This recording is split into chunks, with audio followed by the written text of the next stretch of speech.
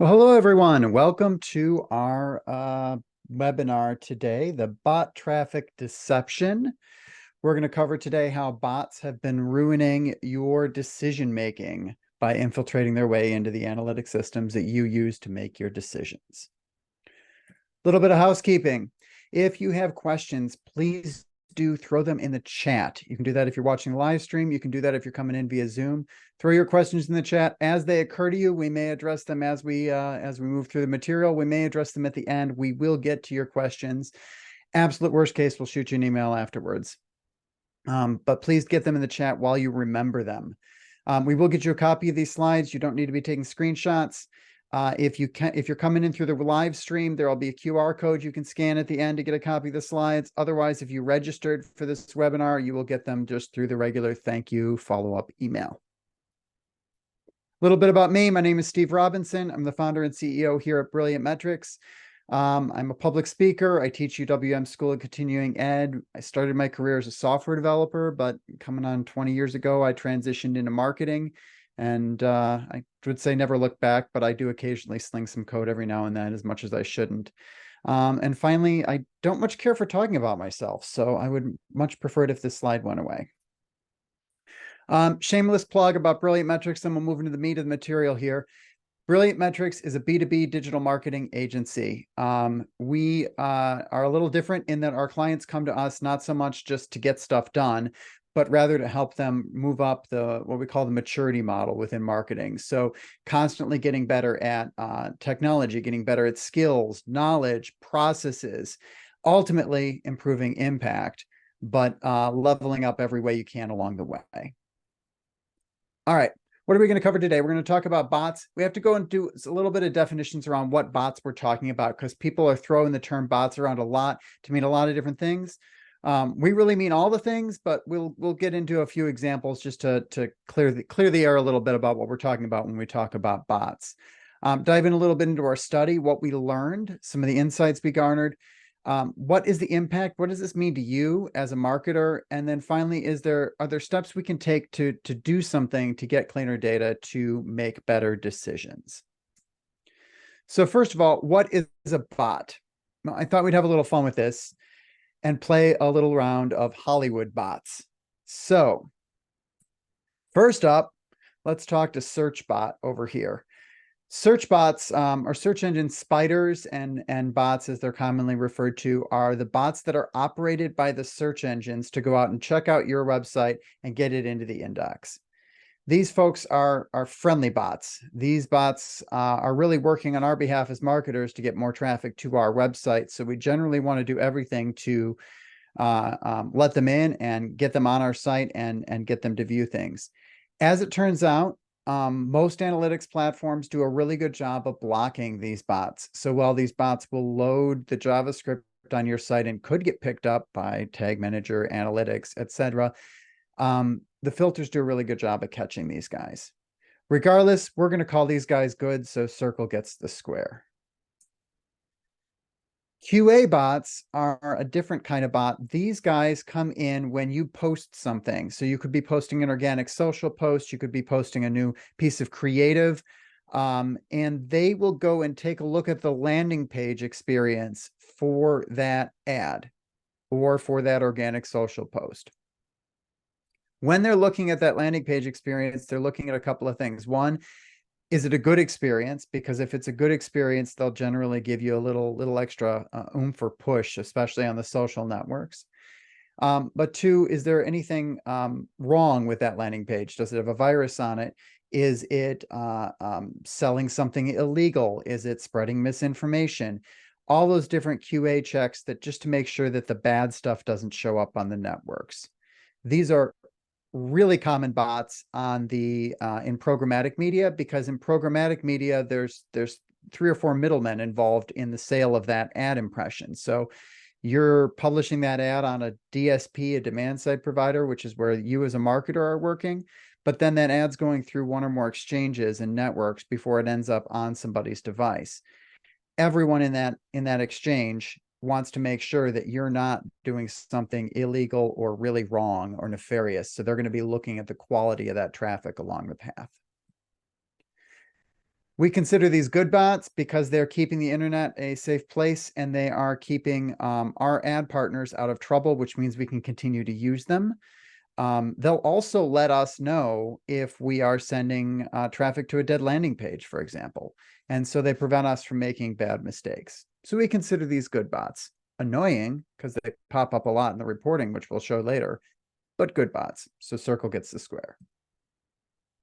Next up is a virus bot. A virus bot or malware bot. There are some denial of service bots that might be considered in this same vein. These guys come to your website. They're looking for vulnerabilities. They're looking to attack your website. Ideally, they want to put a virus on your website so that other people visiting your website will get infected. These guys are definitely bad bots, so X gets the square in this case. Ad fraud bots are the ones that are probably getting the most press in our circles.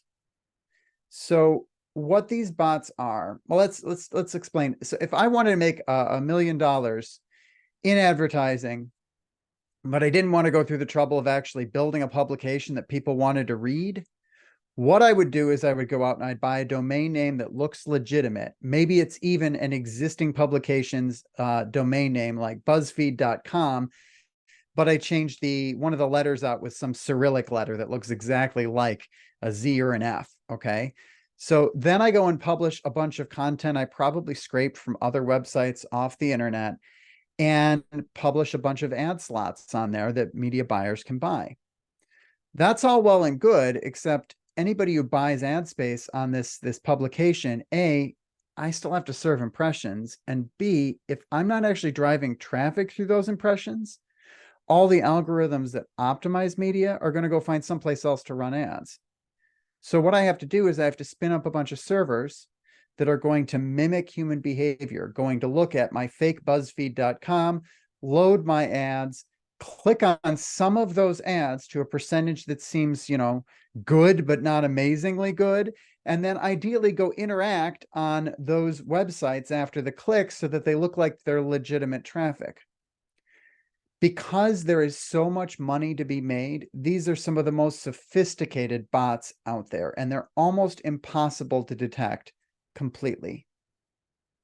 So there also aren't that many. There's a lot of people interested in detecting these bots, and they do a pretty good job of policing. Estimates in the industry are somewhere around 10% of impressions and traffic that you're driving through paid media, especially programmatic, are going to be fraudulent. But it's a constant game of whack-a-mole. The bad guys are getting knocked down and new bad guys are popping up. Either way, these are definitely bad bots. Next bot up is scraping bot. So I mentioned that fake BuzzFeed has to have content. One of the places that might come from is from a scraping bot. There are lots of different types of scraping bots, though. Like a price aggregator is still a scraping bot. It's going out to various people's web pages to go and scrape information off. Where this hurts us as marketers is that the content that they're scraping may be out of date as it's showing up elsewhere on the internet. It also means they could be stealing our content to drive traffic to some other website. Regardless, these types of bots are generally considered bad. I should add, ChatGPT and all of its data and information that it's captured would fall under this category too. And again, if somebody's, giving an answer to a question to somebody without citing you as the source, that's questionable and definitely in bad bot behavior land. And finally, let's talk about antivirus bot. This guy comes up a lot in email marketing. So if I send an email to a corporation, and that corporation has an antivirus platform that is scanning email as it comes in, it's going to look for any attachments to that email that are malevolent and possibly going to infect users on that network. But it's also going to take a look at the links and click on each one of those links to make sure that those websites haven't been hit by virus bot and are ready to infect its customers or the users on that network. So antivirus bot is clicking the links in emails and acting a lot like a user when it gets to the other side. In general, I would say this bot is trying to do a good thing. and it generally does a pretty good job of identifying itself as a bot. So I would consider it I'd consider it a good bot. And with that, we've got three circles across the top. I think we're going to be done with introducing these bots here, but if you we'll send a link to a blog post that'll outline a laundry list of all of the different types of bots and what they look like. The key thing here to remember is there are a lot of different kinds of bots out on the internet. A ton. We could spend a whole hour going through all of the different types and what they do. They all act differently, and some of them are acting actually in our best interests and doing good things. They're just screwing up our data in the process.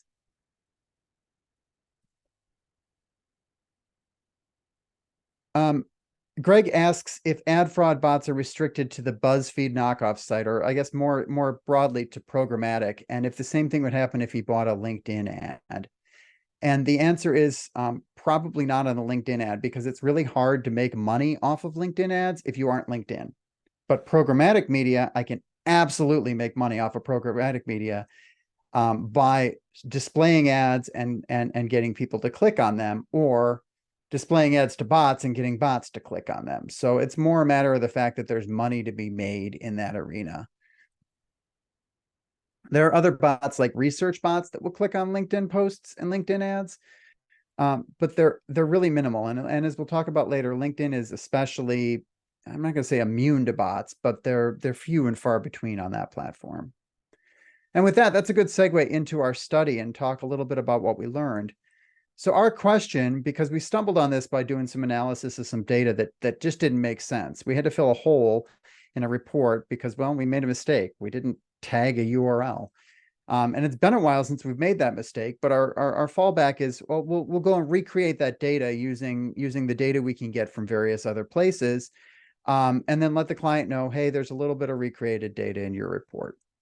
Well, we went to go do that, and we couldn't recreate the data because the numbers coming out of Google Analytics didn't make any sense alongside the numbers coming out of the other platforms. And we started digging into it, and we realized that we'd gotten hit really hard with bots on that particular piece of paid media we were trying to recreate some data from.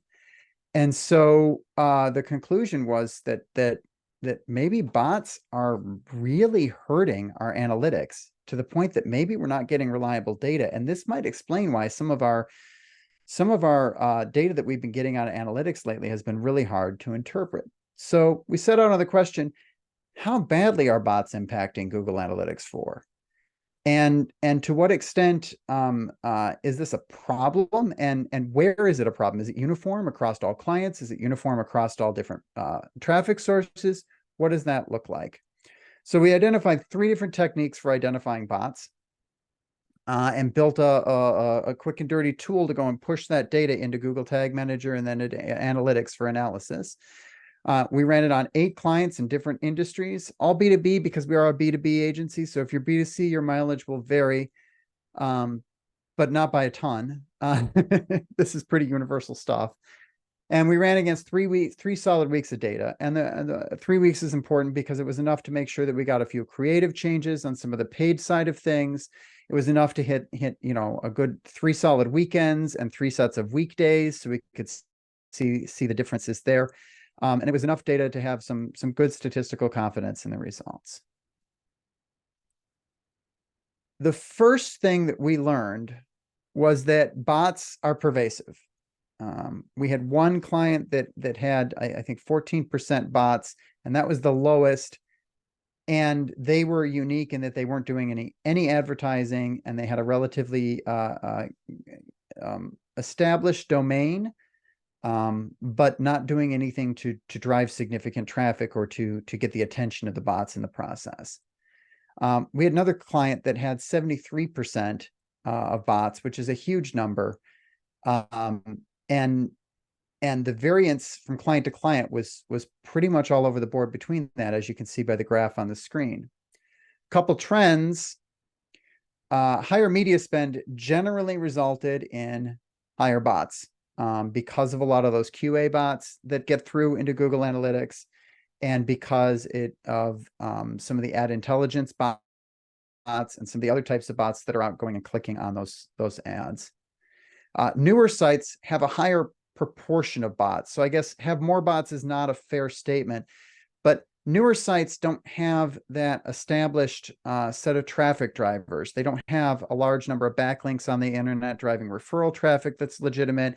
They aren't as well indexed in search engines. They don't have the domain authority. They don't have the breadth of content to pop up in organic search to drive legitimate traffic. And so what it comes down to is new websites will often drive just as many bots as old websites, but the bots represent a larger proportion of that traffic because they don't have the other traffic drowning that out, that legitimate traffic drowning that out.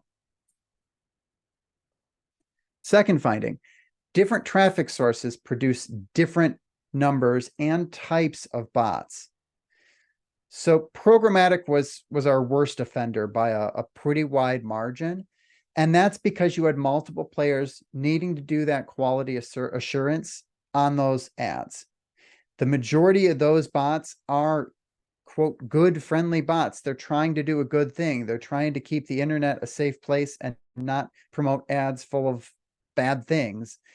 Unfortunately, they're not blocked at all by Google Analytics, and we'll talk about why here in a moment. Meta would trigger QA checks, but because Meta knows when you change creative, they only trigger those QA checks when you change the creative out. So when you post something organically, they know you posted it, they go check it, and then they're good. When you change out the creative for ads or post new ads, they know you posted new ads, they go check it, and you're good. Programmatic was constantly checking because it didn't know if you changed the creative on that ad. So it constantly had to go make sure that that's still okay. It's still okay. It's still okay. It's still okay. And just bombarding our analytics. Organic, social, and referral produce just a wide array of different types of bots from all different kinds of networks. We saw tons of server traffic here that was not clear from user agent or from a network domain or anything like that, where it was coming from or why it was hitting these servers. We assume a lot of this is research or other analytics that's going out there. These are similar to search engine indexing bots, but not search bots, not search spiders that are going out and just trying to collect and scrape information from the web. Probably a lot of scrapers in this traffic set. Paid LinkedIn only produced bot traffic if the little box that says to include LinkedIn Audience Network is checked. So if LinkedIn is running advertising on LinkedIn, if they're doing QA checks, they don't show up in Google Analytics. And if they're, or in any of the other systems we were using looking at this, to be honest, we didn't see anything from LinkedIn as far as LinkedIn ads running on LinkedIn producing bot traffic. But if you check that include LinkedIn Audience Network, LinkedIn would run ads on the different programmatic exchanges, which would then trigger all the programmatic ad bots that you see in the first column. So while our graph shows a bar for paid LinkedIn, that's honestly just the one client that we had one campaign that we accidentally had that box checked because our process is to uncheck that box when we run media on LinkedIn. And it's an error, honestly. So if you're running paid media on LinkedIn, don't check the box and you don't have to worry about bots. Google Ads has very limited bot traffic, but Google's other product, DV360, was one of our worst offenders. This kind of makes sense. Google Ads is a closed ecosystem. The advertisers that are on there generally aren't it's hard to get access to the data of what's being bought and sold on Google Ads. The advertisers aren't allowed to share that data other than to display an ad on their website. I'm sorry, the publishers aren't allowed to share that data other than display the ad on the website. And only Google really has access to the data of what ads are being posted and out for bid. when we talk about programmatic, that stuff is run on open exchanges. And there are companies that pay for what's called bid stream data running through those exchanges, all the different ads people are posting, where they want to post and target them. All that information can be bought. And when it's bought, some people go and check out the links that those ads are driving traffic to. Google Ads doesn't sell, Google doesn't sell that data. So are there bots there? Yes. There are bots there. They're probably fraud bots that are trying to make money off Google Ads, and a few research bots that are just clicking on Google Ads that show up on the internet as they're out doing their thing. Google Ads has minimal bot traffic that at least is detectable using the methods that we used. But DV360, even though it's a Google product, because it runs on the open exchanges, is just rife with bot traffic because people are buying that bid stream data and exploring where those ads go. That raises an important note. While programmatic display and video shows as our biggest offender when it comes to bots in Google Analytics, programmatic display and all of that bot traffic, not all of that bot traffic, almost all of that bot traffic, 90-something% of the bot traffic that we were able to detect was not traffic that clicked on an ad that our clients ran. It is bot traffic that got a hold of the ad as it was bidding on various places to show on the internet and clicked on it before it ever showed up on the internet. So our clients didn't pay for any of that bot traffic, or at least very, very, very little of it. Instead, all of that bot traffic, got a free ride to our clients' websites simply by inserting itself in through that bid stream data as those ad opportunities float through the exchanges. So again, when we talk about bot traffic, we're not talking about paying for bot traffic. We're talking about bots sneaking into the analytics on the same channels that we are investing in and screwing up our numbers. Now, there's a international organization called IAB that publishes standards for, they're the ones that publish the standards for the different sizes of advertising on the internet.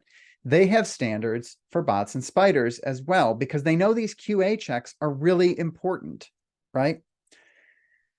They have a service you can subscribe to for thousands of dollars per quarter or per year to get access to their official list of bots and spiders so that you can exclude them from your analytics. And Google claims to exclude these known bots and spiders from GA4. The problem is, to the best of our understanding, the bots aren't listing themselves with the IAB. And that makes sense, because they need to make sure that they get in.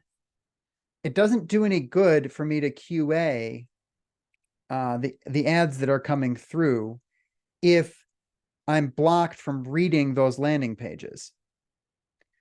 And so if they advertise themselves as bots, they get blocked and they can't do their job of QAing things. So while this is a good idea, it doesn't appear to really be being used by anybody other than the search engine bots, because the search engine bots and spiders, well, they benefit us as marketers. So we're going to make sure they can get to our website. But these QA bots and some of the other, quote, good bots that should be listing themselves here, from what we can tell, they aren't, because there isn't any economic incentive for them to do so. It just ends up limiting their ability to do their jobs. The last finding was kind of a surprise to us. Different bots engage with websites differently. So we know ad fraud bots will go and click on actually, they end up clicking on things that aren't even clickable oftentimes on your website. So if you're ever replaying a screen recording and you're seeing somebody clicking on like white space, that's probably a fraud bot. We know the fraud bots do that because they have to avoid that detection. But I was surprised to find that meta bots also will engage when they're doing their QA check. And it makes sense because if you read Meta's guidelines, they want to encourage a good user experience with their advertisers. And so from what I can tell, they're waiting to see if there is a pop-up. They're scrolling on pages and waiting on pages to see if there is a pop-up or another change in the content that makes it go from something good or benign to something evil or just a really bad user experience. The result is those Meta QA bots come up as engaged sessions in GA4. They'll trigger some conversions. We use a term called soft conversions, where we count positive actions on a web page, like scrolling to the bottom, like watching a video, like sitting on a page for a meaningful amount of time. Meta bots will trigger some of those, and so will some of the other bots that we saw. Whereas Yahoo, who operates Oath Holdings, which is an ad tech platform that does a lot of the QA checking for various exchanges, they don't stick around. They don't scroll. They don't click. They don't do it. They load the page. Yep, looks good, and then move on to the next page. And so that all of that traffic comes out as bounces. So with Meta, all of its QA comes through as engaged users and triggers soft conversions and other positive looking things. All of Yahoo's traffic comes through as bounces, which, as we'll talk about later, can really mess up your decision making. That's a great segue. What does this mean? What does this mean to our decision making, and how does this influence our ability to make solid decisions? Well, first of all, it impacts quantity and quality differently. And so this will come up as we talk through the other areas of impact, but the quantity of traffic is guaranteed to increase in Google Analytics, in other analytics platforms, as long as we're letting this traffic in. So it makes it really hard to compare the quantity of traffic we're getting between two traffic sources, between two pieces of content as landing pages. And that traffic is going to vary wildly, primarily based on source. So where is that traffic coming from? Paid channels are going to have a lot more bot traffic than some of the organic channels, are going to have a lot more bot traffic than some of the other specialty channels, right? The other problem that we see is when we start to look at quality, it gets really noisy. Different bots have different behavior. As I said, the Meta QA bots look like really quality traffic on paper. They're engaged sessions, they're scrolling, they're sticking around, their time on page and time on site are both good. Whereas other vendors' bots come through as just pure bounces. So it becomes really hard to analyze the quality of your traffic that a given piece or traffic source is producing.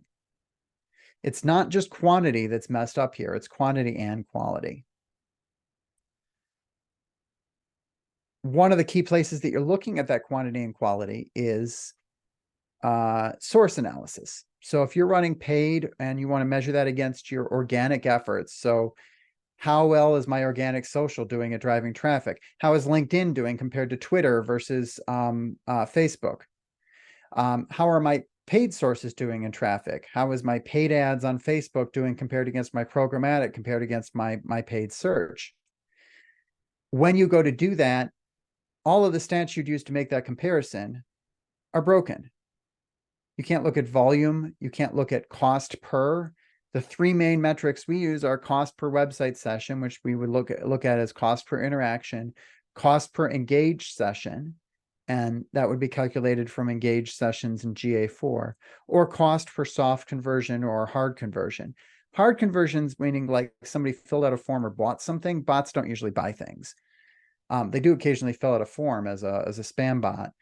That data is relatively intact, but all those softer signals that you would use to determine the quality and quantity of the traffic that you're driving to your paid channels, all that's out the window. You can't compare two channels against each other because they have different degrees of bot interaction.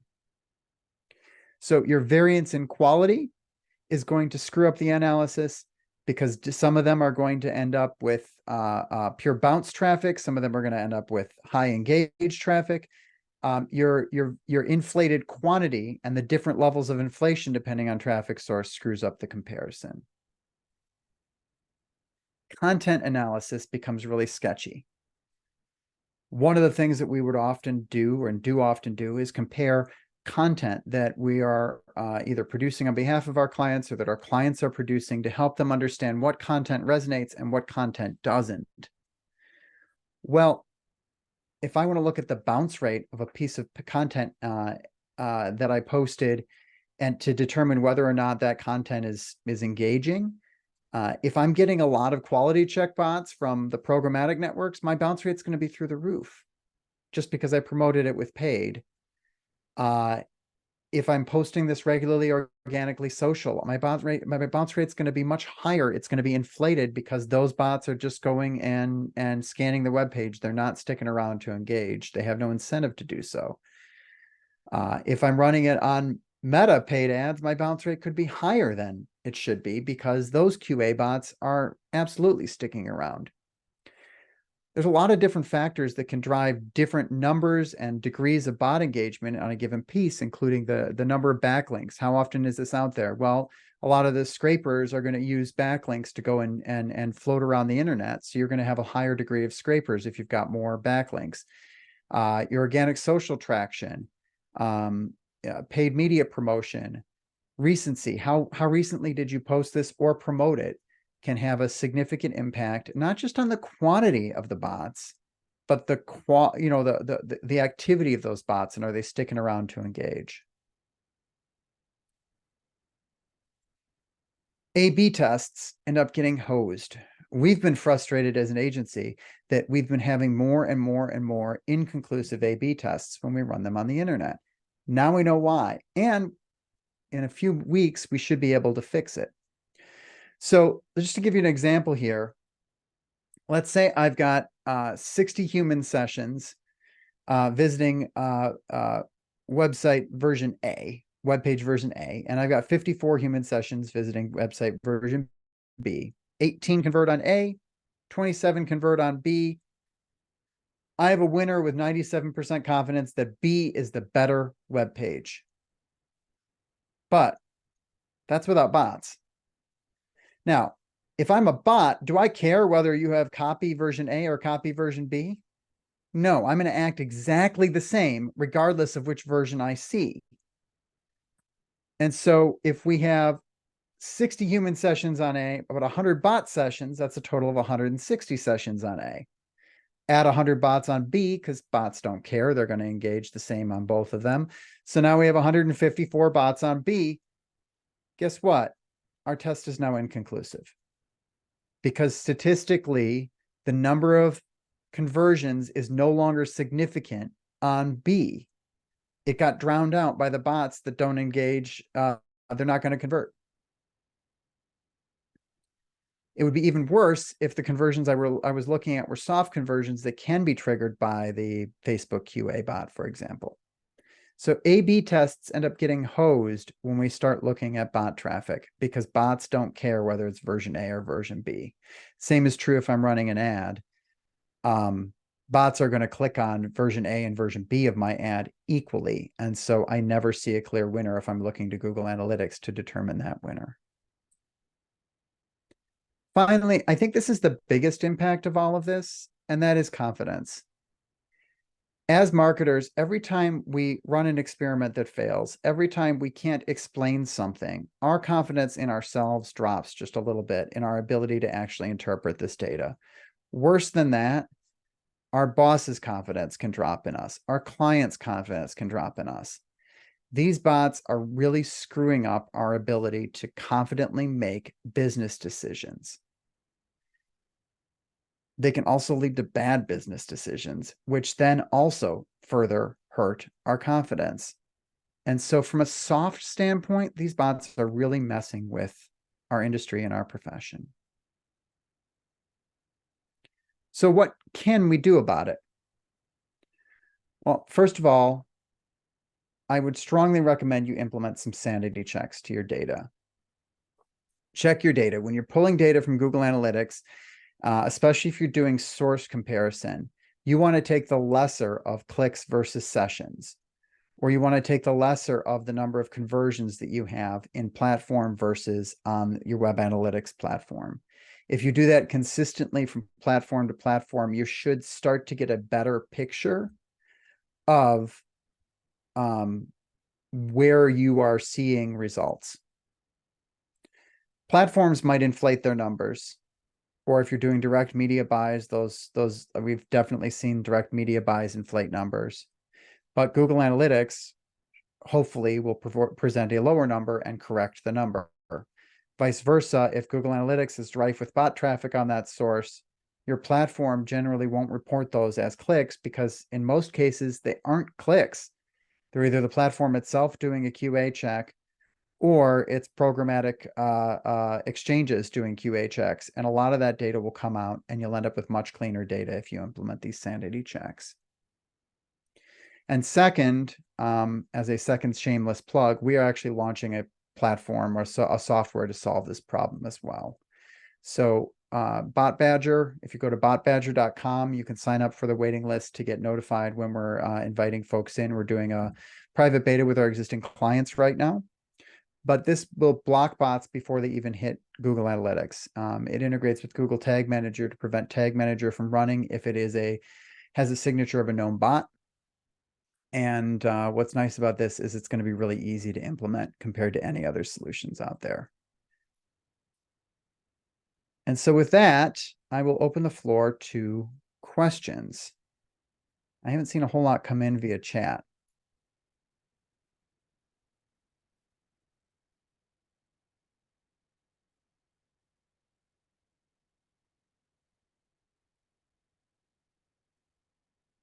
Oh, I always hate it when I've got no questions. Somebody help me out here.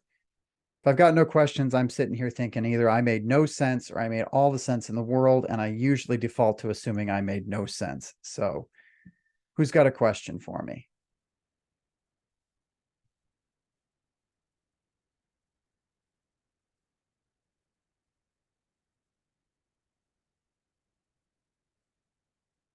AJ asks if he can share this webinar with his team. Absolutely.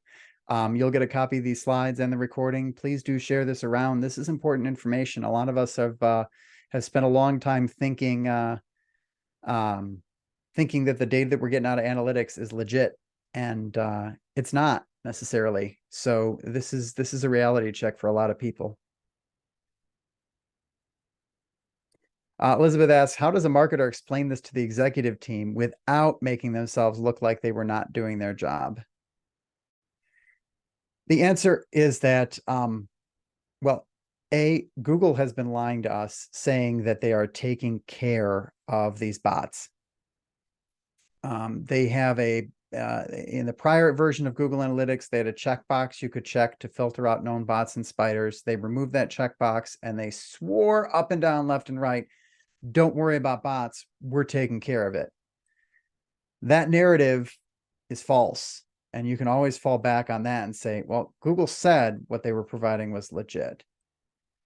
The other thing is that we're not the only ones talking about this. If you go in and Google bots in Google Analytics, you'll find out that there are other people on other platforms who are talking about this, but the whole industry doesn't know what to do about it. Anybody who's figured this out has no idea what to do about it, and nor did we, and that's why we ended up developing a piece of software.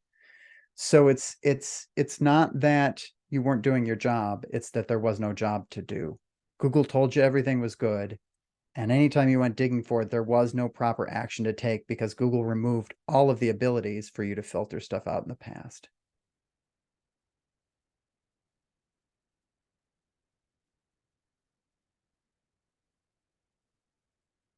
Excellent. AJ asks if there's any feedback from Google about this. I'll be honest, we didn't try to pound Google about this because anybody who has posted questions about this in their official forums have basically been told it's a non-issue. And so in the past, anytime there's been issues with Google Analytics, because you've ever heard the phrase, if you're not paying for the product, you are the product. We are the product when it comes to Google, the marketers. We're giving them all kinds of intel by giving them access to our website visitors and Google Analytics. We're not paying for it. So when we ask questions, it doesn't matter how big of an agency you are, you're generally told it's not it's not an issue or not anything that we're gonna address. Any other questions? Well, with that, if anything else comes up, please do reach out. Thank you very much. Oh, do we have plans to publish these findings at a larger scale, take it to the mainstream? Yes, as a matter of fact, we're in talks with some national publications, possibly to run some stories on this topic, and stay tuned. Because I think I think you're gonna hear more about this. All right. With that, I hope everyone has a wonderful rest of their day, and thank you very much for joining me today. And go put a critical eye to the data you're looking at, because it might not be what you think it is.